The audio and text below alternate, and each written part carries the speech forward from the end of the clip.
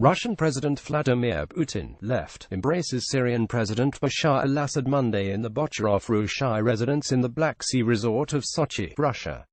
Mikhail Klementyov. Russian President Vladimir Putin launched a major new push Tuesday to end the war in Syria after an unannounced visit by Syrian President Bashar al-Assad to Russia that seemed to affirm his future role in any eventual settlement. The Russian initiative builds on an agreement reached with President Trump this month in which the United States effectively acknowledged Russia's lead role in Syrian diplomacy in return for Russian acceptance of a continued U.S. role in Syria now that the Islamic State is nearing defeat. After Putin's meeting with Assad, the Russian president spent much of Tuesday on the phone with regional and world leaders, seeking the support for proposals that would parlay Russia's successful military intervention on Assad's behalf in 2015 into a diplomatic victory that would seal Russia's role as an important world player. The spurt of diplomacy began with an announcement by the Kremlin that Assad had met with Putin on Monday in the Russian resort town of Sochi, where photographs released by Russian media showed the two men warmly embracing. Putin told Assad that the war in Syria is as good as over and urged him to turn his attention to securing a political solution to the conflict, according to comments broadcast by state media.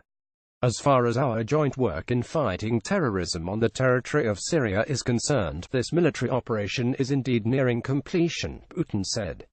I believe that the main task now is to launch the political process. Putin then talked for more than an hour on the phone Tuesday with Trump, a conversation that focused mostly on Syria, according to readouts of the conversation from both the Kremlin and the White House. Putin told Trump he had secured a commitment from Assad to cooperate with the Russian initiative, including constitutional reforms and presidential and parliamentary elections, the Kremlin said. The White House said the two leaders reiterated the commitment to securing a settlement within the parameters of the U.N.back peace process in Geneva, as well as to ensuring a Syria that is free of malign intervention, a reference to Iran's extensive influence there. We're talking very strongly about bringing peace for Syria, Trump later told reporters in Washington. Putin later telephoned Egypt's President Abdel Fattah al-Sisi and Israeli Prime Minister Benjamin Netanyahu to relay details of his conversations with Assad, and was expected to call Saudi Arabia's King Salman, the Kremlin said. Tuesday's conversations came on the eve of a key summit on Syria between Putin, Iran's President Hassan Rouhani and Turkey's President Recep Tayyip Erdogan that is also to be held in Sochi, which is emerging as the epicenter of the Russian push for a Syrian solution. Iran and Turkey are the regional players with the biggest influence over the parties in Syria. That summit will kick off events in the coming weeks that Russia hopes will lead to a hard bargain over Syria, endorsed by all the global and regional players with a stake in the outcome of the war as well as by Syrians. Smoke covers buildings following an airstrike November 18 on the rebel-held besieged town of Arban, in the eastern Ghouta region on the outskirts of Damascus. Amir al-Muibani. Getty Images. Saudi Arabia is due to host a gathering of opposition leaders in Riyadh, also on Wednesday, in an attempt to forge an almost entirely new opposition body to represent the anti-Assad movement in future negotiations. Nearly a dozen leaders of the existing U.S.-backed opposition grouping have submitted their resignations ahead of the meeting to protest what they fear is an abandonment of their allies' commitment to securing Assad's departure. On November 28, the United Nations is scheduled to host an eighth round of peace talks in Geneva between the government and the revamped opposition, a process that is ostensibly aimed at some form of transition away from Assad's rule. But the Trump-Putin deal omitted all references to any form of transition, and the emphasis now is instead on a process of writing a new constitution that will lead to elections. On December 2, Russia is planning to host a gathering of about 1,300 Syrians representing the revamped opposition, the government and a range of other groups to discuss the terms of a new constitution. After the document has been written, according to drafts of the Russian proposals, there will be elections in which Assad will be allowed to compete. The diplomacy was facilitated by the agreement reached between Putin and Trump. The United States wields influence mainly over the northeastern corner of Syria, where a small contingent of U.S. troops has been helping Kurdish fighters battle the Islamic State. At least some of those troops are expected to remain behind now that the war is nearly over to stabilize the area pending a solution to the wider Syrian war, Defense Secretary Jim Mattis said last week.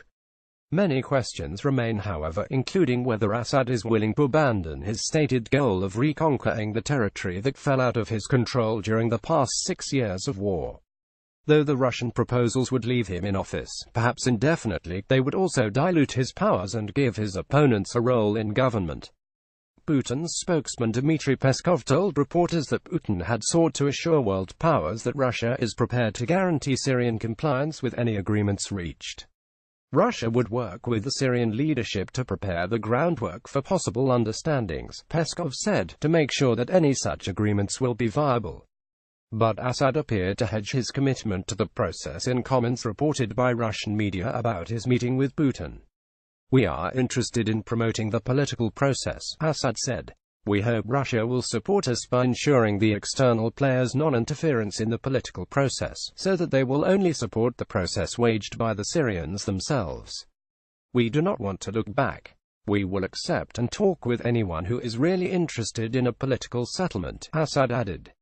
It is also unclear whether Iran, Assad's closest ally, will be willing to comply with an international deal that almost certainly would include pressure on Tehran to dilute the extensive influence it has secured through its dispatch of militias and money over the past 6 years. Securing opposition acceptance of a continued Assad role will also be tough, even though international support for his departure is waning, Turkey's Foreign Minister Mevlut Cavusoglu told reporters in Istanbul last week.